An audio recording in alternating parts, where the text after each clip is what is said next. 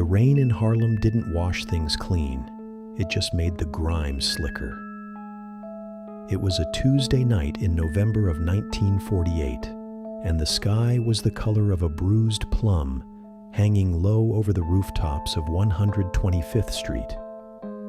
The gutters were running with black water, carrying cigarette butts and lost bedding slips down into the sewers where they belonged. Bumpy Johnson watched the downpour from the back seat of his black Cadillac, the wipers fighting a losing battle against the deluge. He wasn't heading to the Flash Inn for a steak, and he wasn't heading to the Lenox Lounge to hold court. He was heading to a place he hadn't visited in years, a crumbling tenement building on the edge of the East River, a place where the wind howled through the cracks in the brickwork like a dying animal. "You sure this is the place, boss?" Junie Bird asked from the driver's seat. Junie was nervous. He didn't like being this far east, away from the safety of the avenues where everyone knew their names. Here, in the shadow of the warehouses, it was quiet. Too quiet. "It's the place," Bumpy said, his voice a low rumble that vibrated in the humid air of the car. "Keep the engine running, Junie, and keep your eyes on the mirrors. If anyone follows us, I want to know about it before they get out of their car."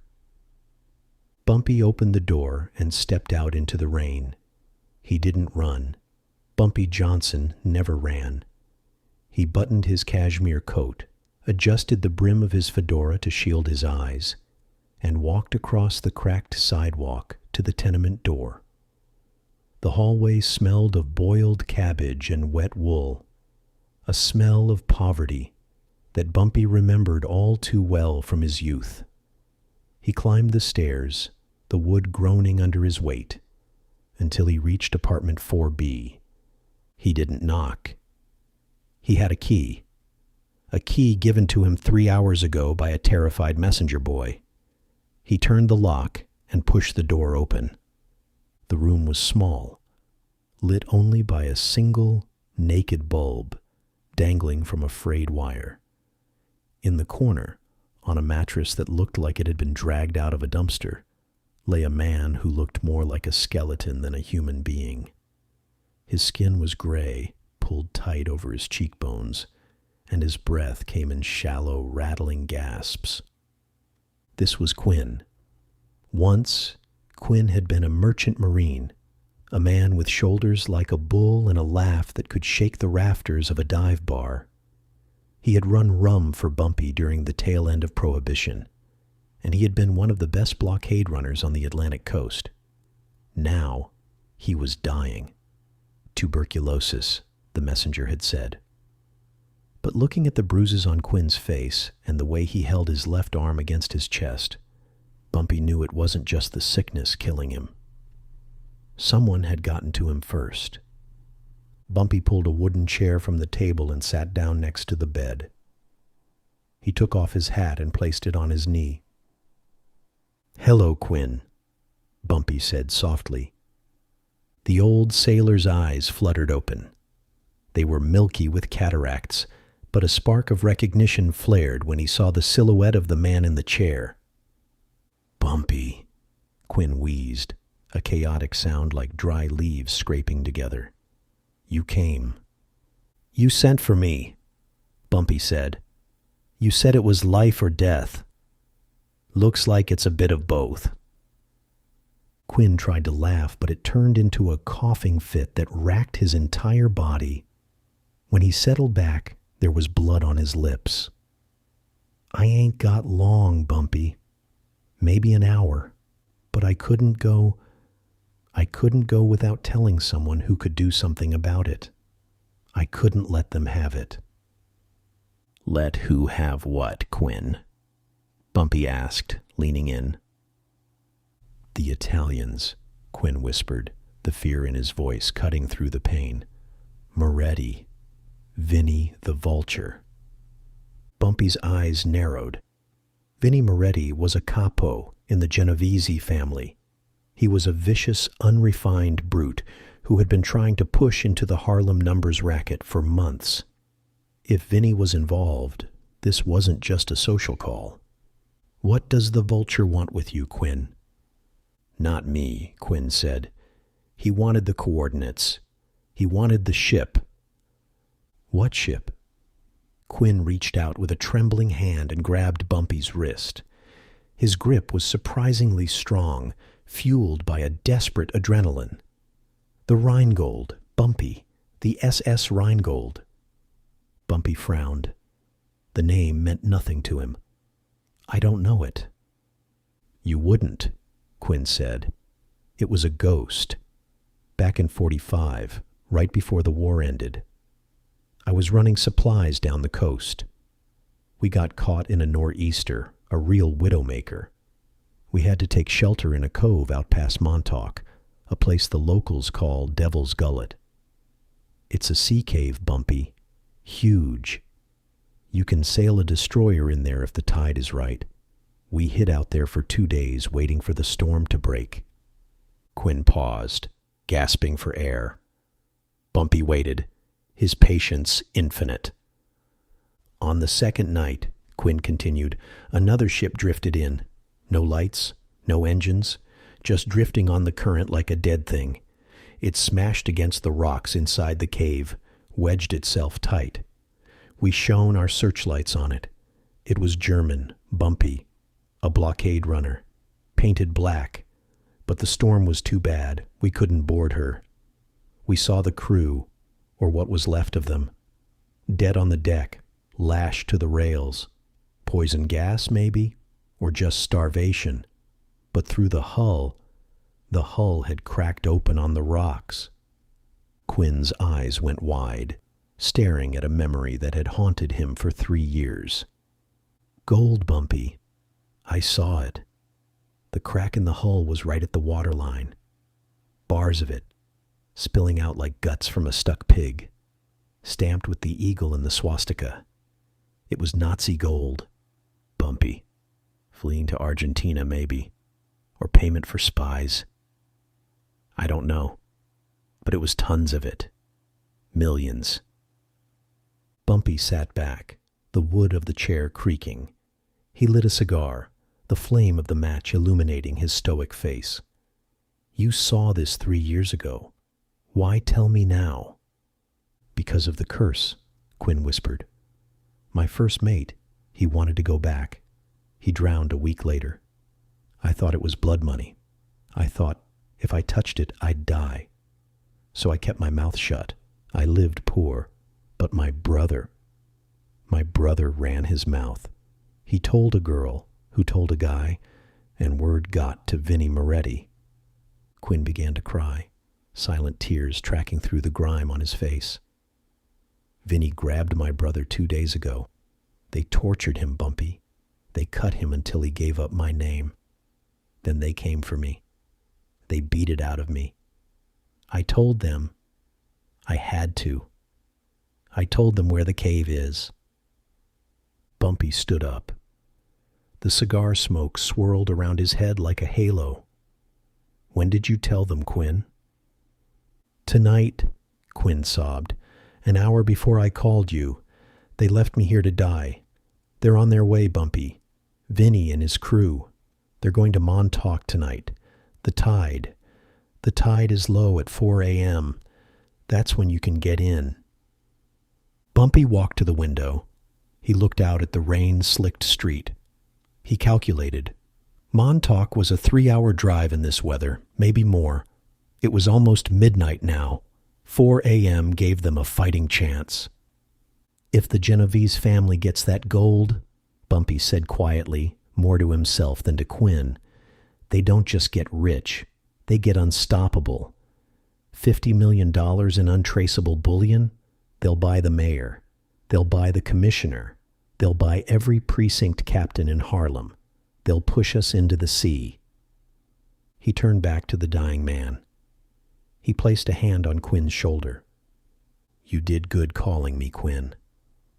"Stop them, Bumpy," Quinn begged. "Don't let those butchers have it." "I'll stop them," Bumpy promised. "Rest now." Bumpy left the apartment. He walked down the stairs, his mind racing. This wasn't a treasure hunt. This was a preemptive strike. If that money hit the street, the balance of power in New York would shift permanently. The Italians would have the capital to wage a war of attrition that Bumpy couldn't win with numbers running and protection rackets. He got back into the Cadillac. "Drive, Junie. We're going to the garage." "The garage?" Junie asked, checking the rearview mirror. "Boss, it's midnight." "We have a job," Bumpy said, his voice hard as iron. "And wake up Big Sam. Tell him to bring the heavy iron. And get me Tick-Tock Turner." "Tick-Tock?" Junie frowned. "The bomb guy? He's a nutcase, Bumpy." "He's a mechanic and he knows explosives," Bumpy said. "We might need to open a door or close one permanently. Move."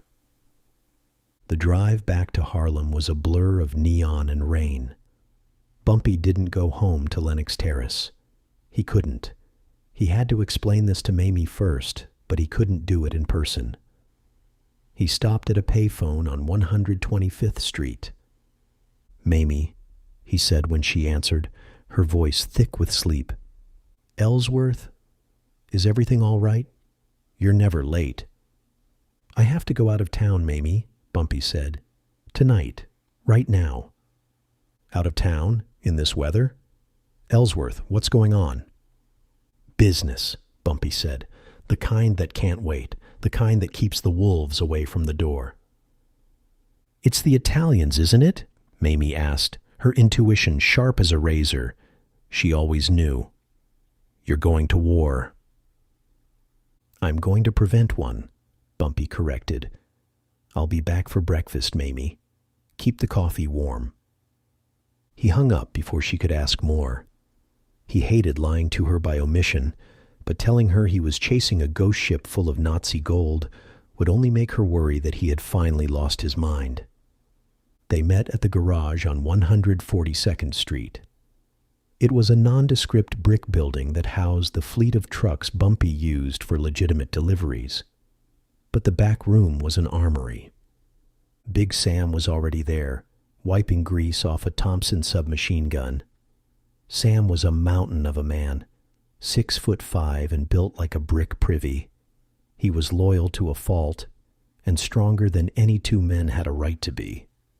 Sitting on a crate next to him was Tick-Tock Turner.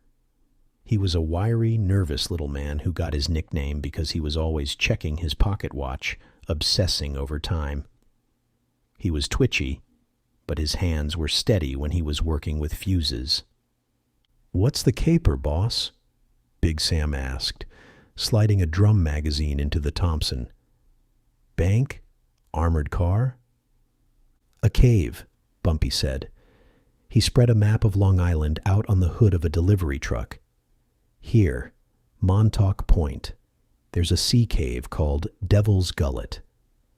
"That's the end of the world," Junie said, looking at the map. "Nothing out there but rocks and seagulls." "And a German freighter," Bumpy said. He told them the story. He told them about Quinn, about the storm in 45, and about the gold. He watched their faces change. Disbelief turned to shock, and shock turned to hunger. "Nazi gold," Tick-Tock whispered, his eyes wide. "Are you serious, Mr. Johnson? That stuff is cursed." "The only curse is poverty," Bumpy said.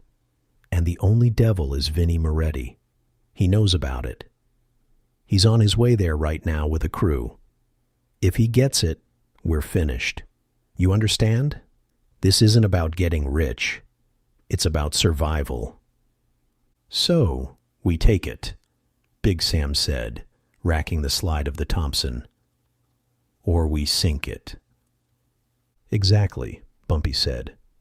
"Tick-Tock, load the truck. I want dynamite, lots of it. I want crowbars, acetylene torches, and winches. And bring the heavy coats. It's going to be cold." "How much dynamite?" Tick-Tock asked. "Enough to drop a mountain," Bumpy said. "If we can't carry it out, nobody walks out with it." They loaded up a heavy-duty Ford cargo truck, It was nondescript, painted a dull gray, with mud flaps that obscured the plates. Bumpy took the wheel. He didn't trust anyone else to drive on a night like this. Junie sat in the passenger seat with a shotgun across his lap. Big Sam and Tick-Tock sat in the enclosed bed in the back, surrounded by crates of explosives and tools. They hit the road at 12:45 a.m. The city fell away behind them, the streetlights becoming fewer and farther between as they crossed the bridge and headed east onto Long Island. The roads in 1948 weren't the superhighways of the future. The Montauk Highway was a 2-lane strip of blacktop that wound through potato fields and scrub pine forests. The rain turned the dirt shoulders into mud pits. Bumpy drove with a focused intensity, his eyes scanning the darkness. The headlights cut a cone of yellow light through the driving rain. "You think Quinn was telling the truth?" Junie asked after an hour of silence. "It sounds like a fairy tale, boss. A ship full of gold just sitting there?" "Quinn was a dying man," Bumpy said. "Dying men don't have time for fairy tales. They want to clear the ledger. Besides, why would the Italians torture his brother to death for a lie?" Junie shuddered. "Vinny the Vulture. I hate that guy. He enjoys the work too much." "That's his weakness," Bumpy said. "He likes the pain. He likes the fear. He gets distracted by it. We don't. We focus on the objective." Bumpy checked his rearview mirror. 2 headlights appeared in the distance, far back, but gaining. "We got company?" Junie asked, seeing Bumpy's eyes flick to the glass. "Maybe," Bumpy said. "Could be a farmer, could be the cops, or it could be the tail end of Vinny's convoy." Bumpy pressed his foot down on the accelerator. The Ford truck groaned, the engine roaring as he pushed it to 60 miles an hour. The headlights behind them sped up. "It's not a farmer," Bumpy said grimly. "They catching up?" Junie gripped his shotgun. "Not yet," Bumpy said. "Hang on." Bumpy saw a turnoff coming up, a dirt road that cut through the pine barrens. It was a logging trail he had used years ago during the whiskey runs. He yanked the wheel to the left. The truck fishtailed on the wet asphalt, the tires screaming, before finding purchase on the dirt. They slammed into the darkness of the woods, bouncing violently over ruts and roots. In the back, Big Sam cursed as a crate of dynamite slid into his shin. "Take it easy, boss. We're sitting on powder here." Bumpy killed the headlights. He drove in total darkness, navigating by the faint moonlight filtering through the storm clouds and the memory of the road. Behind them, on the main highway, the pursuing car slowed down, its headlights sweeping across the trees, but it missed the turn. It sped past, continuing east. "Lost 'em," Junie breathed, wiping sweat from his forehead. "They're ahead of us now," Bumpy said. "That's worse. Now we have to catch up without being seen."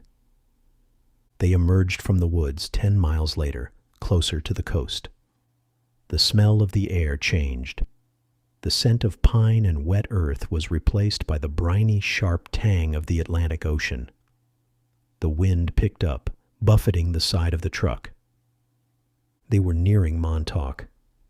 The land here was wild, untamed. Jagged cliffs dropped down into a churning black sea. The lighthouse at the point swept its beam across the water, a rhythmic flash of warning. "Check the map," Bumpy ordered. "Where is this devil's Gullet?" Junie squinted at the map in the glow of the dashboard lights. "About 2 miles east of the village. There's an old smuggler's path that goes down the cliff face. It's steep, boss." "We walk from here," Bumpy said.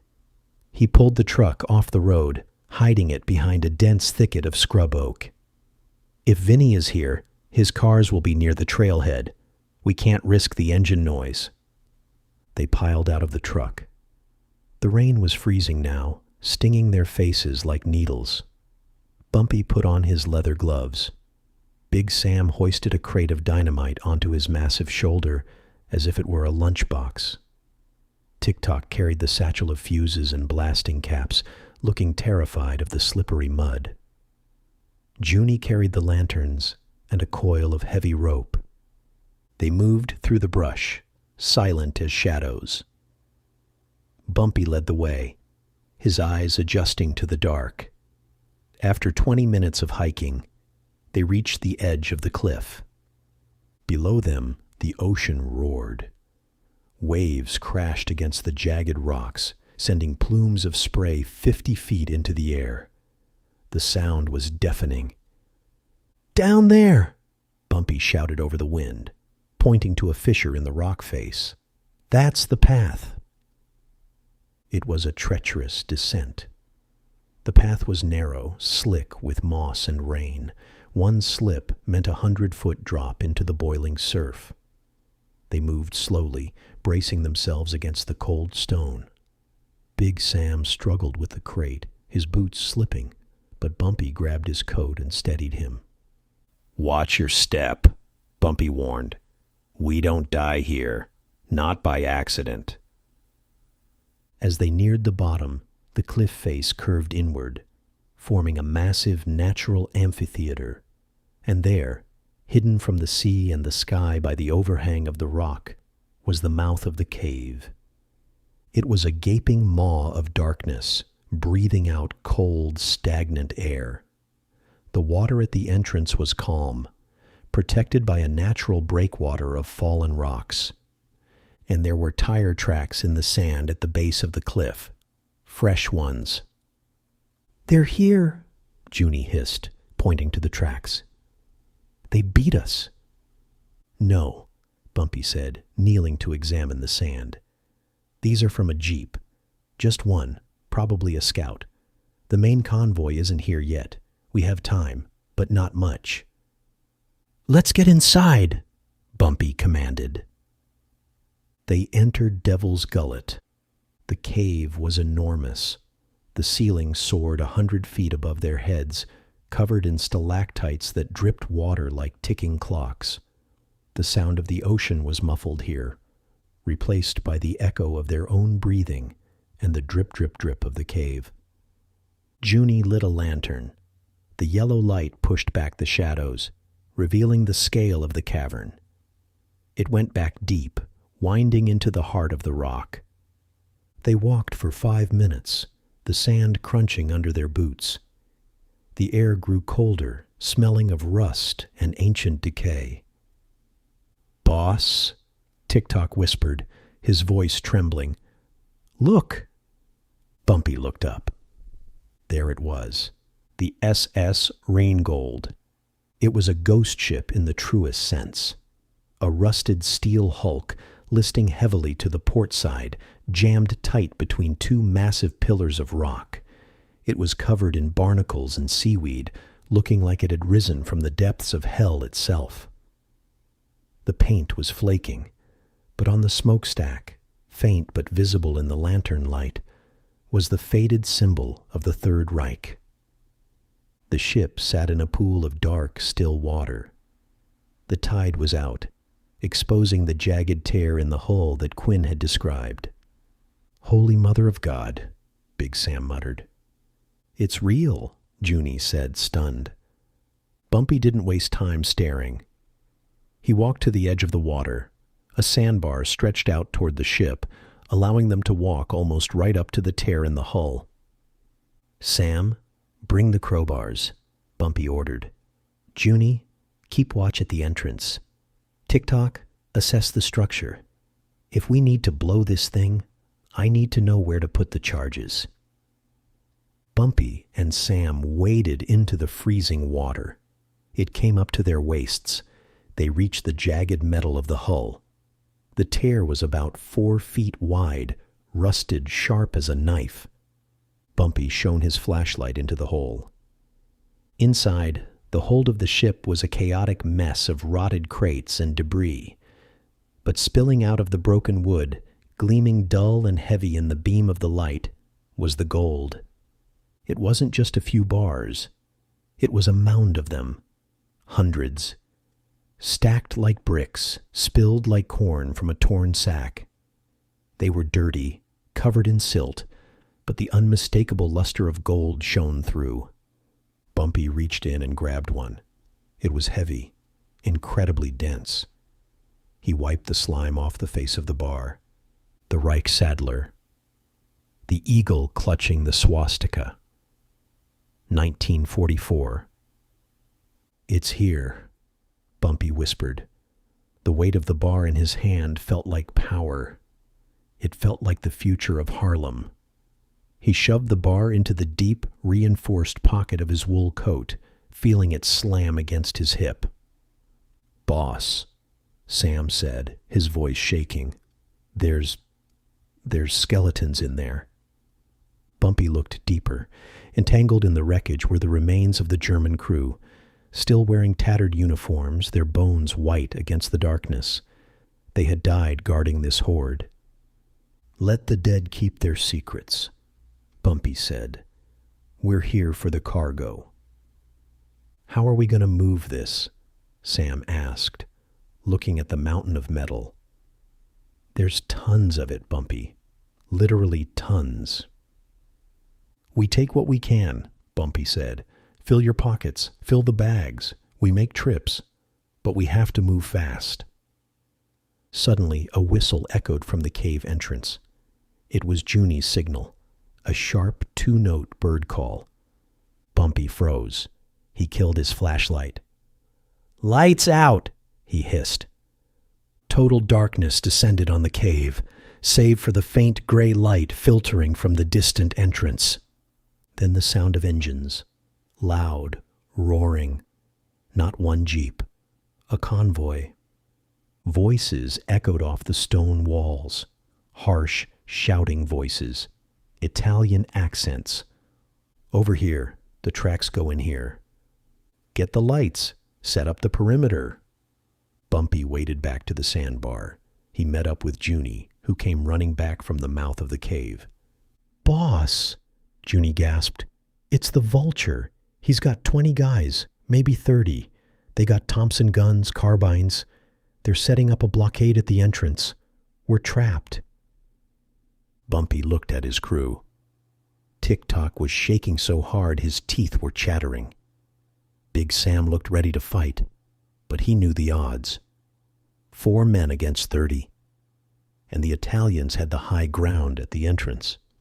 "They don't know we're inside yet," Bumpy said, his mind working like a chess computer. "They think they're just securing the site." "They're going to come in," Junie said. "And when they see us—" "We can't fight our way out the front," Bumpy said. "Not without getting cut to ribbons." He looked at the ship. He looked at the dynamite crate sitting on the dry sand. "Tick-Tock," Bumpy said calmly. Yeah, boss?" "You said you could drop a mountain?" I think so. The rock here is limestone. It's porous. If I hit the support pillars—" "Rig it," Bumpy said. "Rig the ship. Rig the pillars. We aren't just taking the gold, gentlemen. We're setting a trap." "Boss," Big Sam said, "if we blow the roof, we're buried too." "There has to be another way out," Bumpy said. "Quinn said the locals call it Devil's Gullet. Caves like this usually have blowholes, vents for the pressure when the tide comes in. Find it." "And the gold?" Junie asked, looking at the fortunes spilling out of the ship. Bumpy patted the single heavy bar in his pocket. He looked at the approaching flashlights of the Italian mobsters, bobbing in the dark like fireflies from hell. "We take what we can carry," Bumpy said. "The rest goes to the bottom of the sea. If Vinny wants this gold, he's going to have to dig for it in hell." Bumpy racked the slide of his own pistol. He stood in the shadows, the water swirling around his boots. The enemy was at the gate. The treasure was at his feet. And Bumpy Johnson was about to turn the night into the biggest firework display Long Island had ever seen. "Get to work," Bumpy whispered. "The show is about to start." The echo of boots on stone grew louder. The vulture was coming. Bumpy Johnson stood in the shadow of a massive stalagmite, the cold water swirling around his ankles, his breath held tight in his chest. He could see the beams of flashlights cutting through the gloom at the cave entrance, frantic and searching like the eyes of deep-sea predators. Vinny the Vulture. Moretti wasn't known for his subtlety. He was a man who preferred a sledgehammer to a lockpick, and his arrival was announced by the racking of shotgun slides and the shouting of orders. "Spread out!" Vinny's voice boomed, distorted by the cavern acoustics. "Check the corners. If you see a rat, step on it." Bumpy turned to his men. They were huddled behind the rusted bulk of the SS Rheingold, their faces pale in the faint reflected light. Tick-Tock Turner was trembling so violently that the wire strippers in his hand were rattling against the dynamite casing. Big Sam was steady, a rock in a storm, holding the Thompson submachine gun with a grim determination. Junie Bird looked like he was about to be sick, his eyes darting between the mountain of gold spilling from the ship's hull and the approaching Italians. "Tick-tock," Bumpy whispered, his voice low and urgent. "How long?" "To rig the whole ship?" Tick-tock stammered. 20 minutes, maybe 30. The fuel tanks are rusted, Bumpy. If I use too much blasting cap, I might set it off before we're clear." "You have 10, Bumpy said. "Start with the support pillars. If we can't blow the ship, we drop the ceiling." 10 minutes? Tick-tock squeaked. "Boss, that's suicide." "It's the only play we have," Bumpy said. "Go. Sam, go with him. Cover him. Junie, you're with me. We need to buy them time." Bumpy and Junie moved away from the ship, wading through the frigid water toward a cluster of rocks closer to the entrance. They were the bait. They had to draw Vinny's fire away from the explosives and away from the gold, at least for now. The first Italian soldier stepped into the main chamber. He was young, dressed in a heavy wool trench coat, holding a flashlight in one hand and a revolver in the other. He swept the beam across the water. It caught the reflection of the gold bars spilling from the Rheingold. The man froze. "Madre di Dio," he whispered. "Vinny, Vinny, look." The distraction was all Bumpy needed. He raised his pistol, braced his arm against the wet stone, and fired. The shot was deafening in the enclosed space. It sounded like a cannon blast. The bullet struck the rock inches from the soldier's head, sending a spray of stone chips into his face. The man screamed and dropped his flashlight, diving for cover. "Ambush!" someone yelled from the entrance. "They're in the rocks!" The cave erupted. Muzzle flashes strobed in the darkness, lighting up the cavern like a flickering black and white movie. Bullets whined off the limestone, sparking and ricocheting with terrifying unpredictability. Bumpy ducked as a burst of Tommy gunfire chipped away the top of his cover. "Don't shoot the gold!" Vinny screamed from the back. "You idiots! Don't hit the cargo!" Bumpy smiled grimly. Greed was their shield. The Italians were spraying lead, but they were aiming high, afraid of damaging the prize they had come to steal. "Junie," Bumpy yelled over the roar of gunfire. "Keep them pinned. Make them think we're dug in deep." Junie popped up with his shotgun, firing 2 blasts into the darkness. The recoil rocked him back. but the spray of buckshot forced the advancing Italians to scramble behind a ridge of stalagmites. While the firefight raged, Bumpy looked back toward the ship. He could see the dim glow of a penlight moving frantically near the base of the massive stone column that supported the cavern roof. Tick-tock was working. Every second Bumpy held the line was a second closer to the end. "Johnson!" Vinny's voice echoed out during a lull in the shooting. "I know you're back there. I can smell your cheap cigars." Bumpy didn't answer. He reloaded his magazine, his movements precise and calm. "You're out of your depth, Bumpy," Vinny shouted. "This isn't a street corner in Harlem. This is the deep end. You give up now, walk away, and I might let you live. I'm in a generous mood." Bumpy peered over the rock. He could see Vinny now, a squat, powerful figure standing behind a wall of his own men. He was wearing a fedora and a camel hair coat that looked expensive even from 50 yards away. "You're trespassing, Vinny," Bumpy called back, his voice projecting effortlessly. "This claim's office is closed." "Trespassing?" Vinny laughed, a harsh, barking sound. "Possession is 9/10 of the law, Bumpy, and right now I possess 30 men with machine guns. You got what? A driver and a mechanic? Do the math." "I did the math," Bumpy said. "I count 30 dead men if you take one more step." Vinny sneered. He waved his hand forward. "Rush him. Flank him on the left. Go." 5 men broke from cover, splashing through the shallow water on the left side of the cavern, trying to get an angle on Bumpy's position. "Sam!"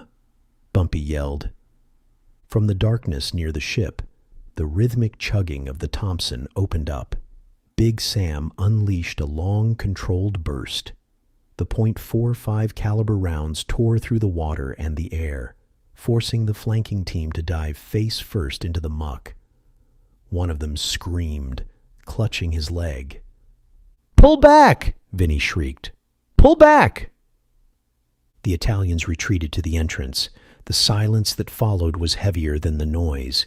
The air was thick with the smell of cordite, sulfur, and the metallic tang of fear.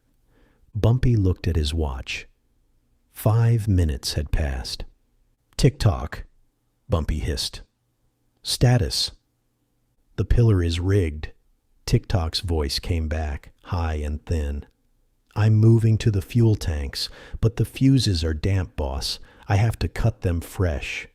"Work faster," Bumpy muttered. Suddenly, Junie grabbed Bumpy's arm. "Boss, look, the water." Bumpy looked down. The water around his ankles was rising. It was subtle, but steady. The tide was coming in. The Atlantic Ocean was pushing into the cave, and with it came the pressure. The blowhole, Bumpy realized. If the tide comes in too fast, it seals the exit. We need to find that vent. "I'll find it," Junie said. "I'm fast." "Go," Bumpy said. "Scout the back of the cave behind the ship. Look for a draft. Look for where the bats are sleeping. That's where the air goes out." Junie scrambled away into the darkness, leaving Bumpy alone to hold the front line. The standoff dragged on for another 3 minutes. The water was now up to Bumpy's shins. The cold was seeping into his bones, numbing his fingers. He checked his ammo. 1 full magazine left. "Johnson!" Vinny called out again. The arrogance was gone from his voice, replaced by a dangerous impatience. "The water's rising, Bumpy. In an hour, this whole cave is underwater.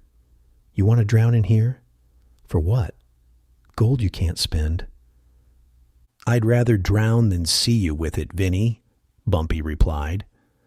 "Let's make a deal," Vinny shouted. 50-50, we split it.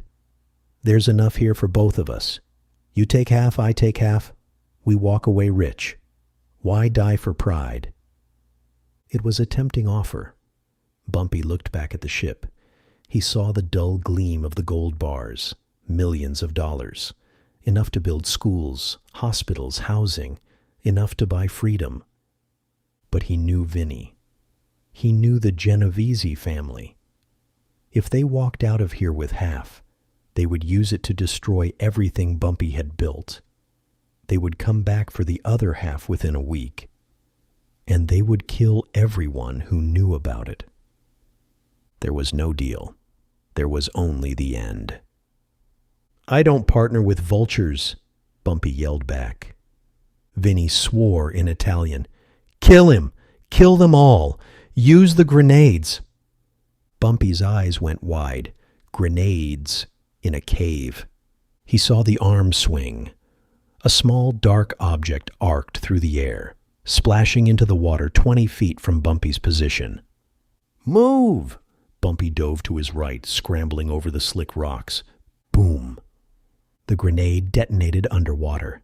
The concussion wave felt like a punch to the gut. A geyser of water and rock spray erupted, knocking the wind out of Bumpy. His ears rang with a high-pitched whine. Before he could recover, a second grenade landed. Then a third. They were walking the explosions toward him. Bumpy scrambled back toward the ship, retreating from his forward position. The Italians were advancing now, sensing blood. They splashed forward, firing blindly into the gloom. Bumpy reached the sandbar where the ship was grounded. Big Sam was there, hauling Tick-Tock out of the hull. "It's done!" Tick-Tock screamed, clutching his satchel. "The main charge is on the keel. The secondary is on the pillar. 2-minute fuse. I lit it." 2 minutes? Bumpy roared. "We need to move." "I found it." Junie's voice echoed from the shadows behind the ship. "Boss, over here. I found the chimney." "Go." Bumpy shoved Tick-Tock toward the back of the cave. "Sam, take the point. Move." They ran. The water was knee-deep now, dragging at their legs like grasping hands.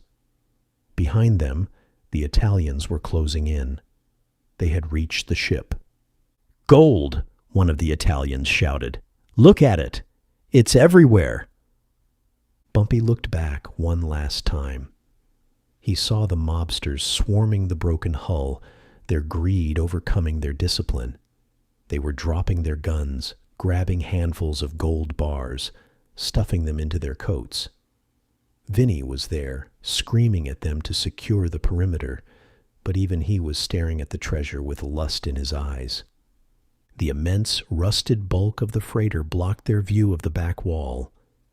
They didn't see the sparks hissing down the waterproof fuse line running along the wet sand. Bumpy reached the back of the cave.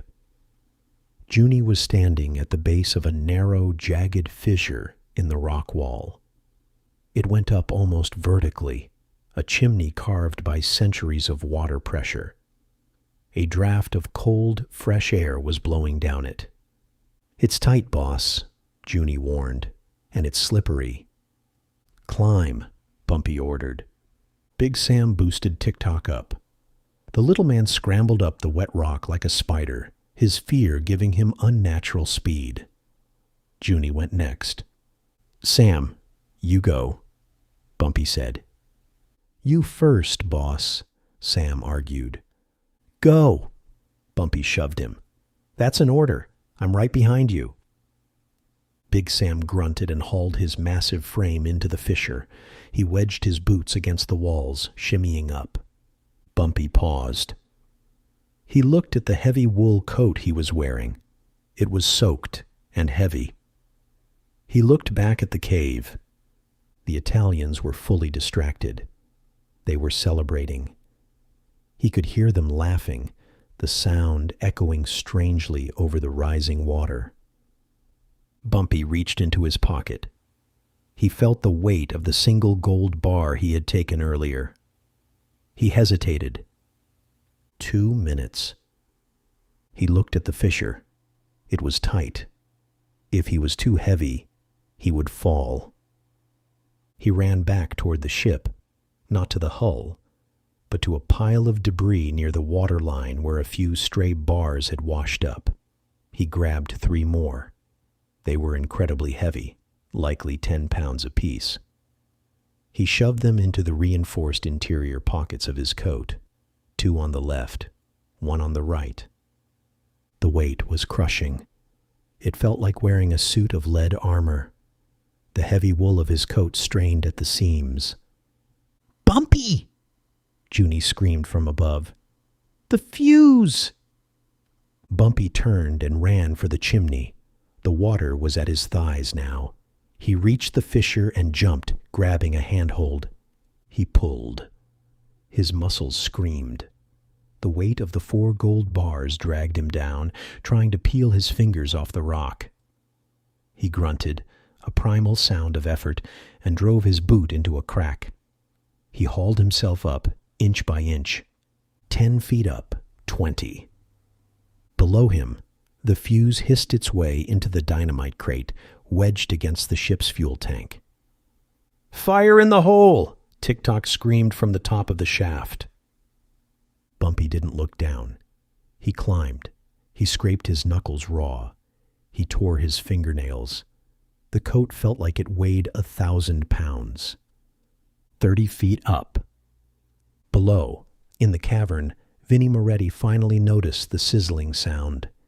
He looked down. He saw the spark vanish into the crate. "No!" Vinnie screamed. Kaboom! The world turned white. The explosion wasn't just a sound. It was a physical force. The dynamite detonated the ship's remaining diesel fumes and the structural integrity of the limestone pillar simultaneously. The pressure wave shot up the chimney shaft like a piston. It hit Bumpy from below, slamming him against the rock wall. The rush of air nearly tore his grip loose. But the updraft shoved him upward just as he lunged for the rim. "Grab him!" Big Sam roared from the lip of the hole. A massive hand reached down. Sam grabbed Bumpy by the collar of his coat. With a heave that would have dislocated a normal man's shoulder, Sam yanked Bumpy up and over the edge of the cliff, dragging him into the mud and the rain just as the shaft below belched fire. Below them, the earth convulsed. The ground shook violently. A deep grinding roar emanated from the belly of the cliff. The entire shelf of rock above the sea cave cracked. With a sound like the sky tearing open, the roof of Devil's Gullet collapsed. Thousands of tons of rock, dirt, and cliffside crashed down into the ocean. The blowhole vented a massive plume of dust and smoke, shooting 50 feet into the air like a geyser. Then silence. Only the sound of the rain and the ocean remained. Bumpy lay on his back in the mud, gasping for air. The rain washed the dust from his face. His chest heaved. He felt the heavy bruising weight of the gold bars pressing against his ribs. Junie was crawling on his hands and knees, staring at the edge of the cliff. "It's gone," he whispered. "It's all gone." Tick-Tock was curled in a fetal position, laughing hysterically.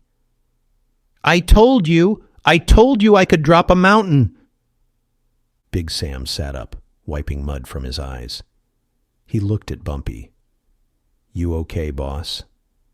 Bumpy sat up slowly, clutching his side where the bars had dug in.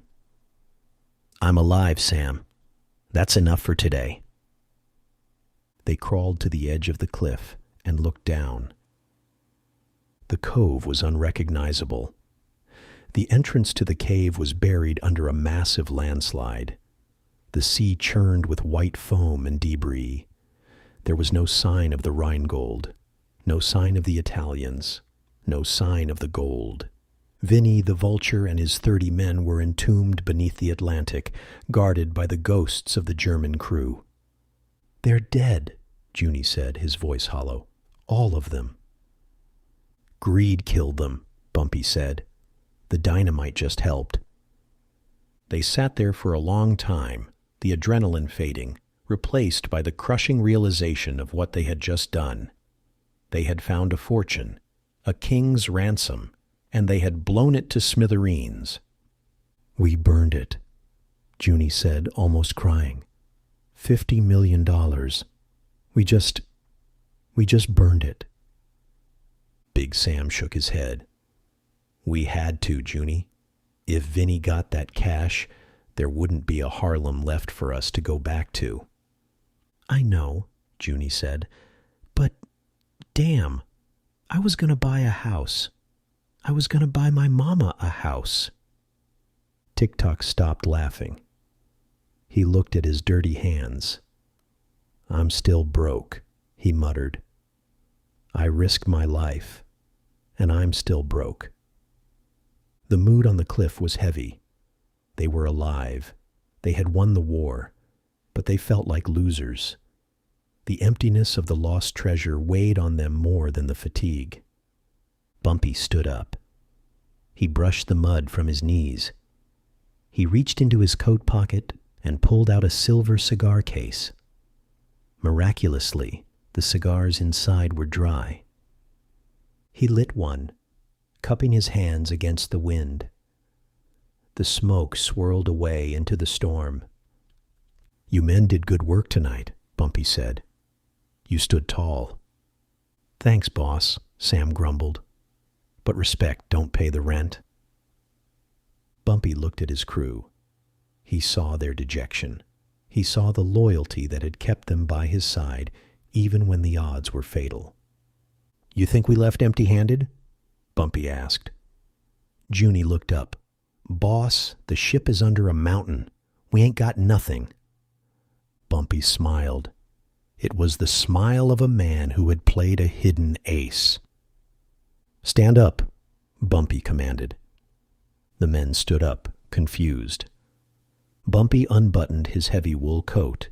He reached into the deep, reinforced interior pocket on the left side. He groaned slightly with the effort, pulling out a rectangular object caked in mud and slime. He tossed it to Junie. Junie caught it. His hands dipped with the unexpected weight. He wiped the mud off with his thumb. Gold. Pure, heavy, Nazi gold. Junie's eyes popped.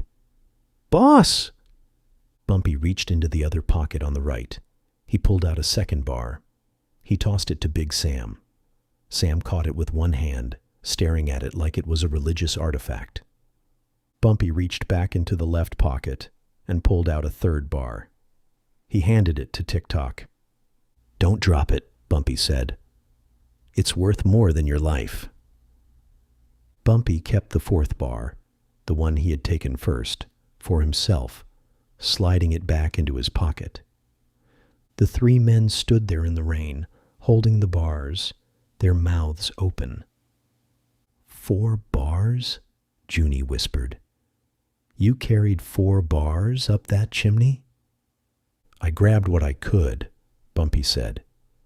It's not 50 million, but it's about 40 grand apiece. That buys a lot of houses, Junie. Big Sam let out a roar of laughter, a deep, booming sound that rivaled the thunder. You crazy son of a gun. You climbed a chimney with 50 pounds of gold in your coat. Severance package, Bumpy said, puffing on his cigar. The rest is for the fishes. But this is for the trouble. Tick-Tock kissed the gold bar. I love you, boss. I love you. Put it away, Bumpy ordered. Hide it. If anyone asks, the gold is gone. It never existed. It's a myth, a ghost story. You understand? Yes, sir, Junie said, tucking the bar into his waistband. Ghost story. Got it. What about Vinny? Sam asked. The Genovese family is going to be looking for him. Bumpy looked down at the churning sea. Let them look, Bumpy said. Vinny came chasing a ghost ship. Now he's part of the crew. They turned and began the long walk back to the truck. The rain was letting up, the storm breaking. In the east, the gray light of dawn was beginning to bleed into the sky. Bumpy walked a little slower than usual, the weight of the gold bar hitting against his hip with every step. but he didn't mind the weight. It was the weight of victory. They reached the truck hidden in the scrub oak. It was still there, untouched. Bumpy got behind the wheel. Junie sat next to him, shivering but smiling, his hand resting protectively over the bulge in his jacket. "Where to, boss?" Junie asked. "Harlem," Bumpy said. "I promised Mamie I'd be home for breakfast." He started the engine. The truck roared to life. As they pulled onto the highway, leaving the destruction and the secrets of Montauk behind them, Bumpy Johnson began to whistle. It was a low, melodic tune, barely audible over the hum of the tires. It wasn't a jazz tune. It was a sea shanty, something old and mournful that he had heard Quinn sing years ago. The road ahead was long, and the war for Harlem wasn't over. The Italians would send someone else. There would be other battles, other enemies. But for tonight, the King of Harlem had defended his crown, and he had the gold to prove it. Bumpy drove west, into the sunrise, ready for whatever the day would bring. Thanks for listening, folks. If you liked that video and want more, be sure to like the video and subscribe so you don't miss any Bumpy Johnson stories.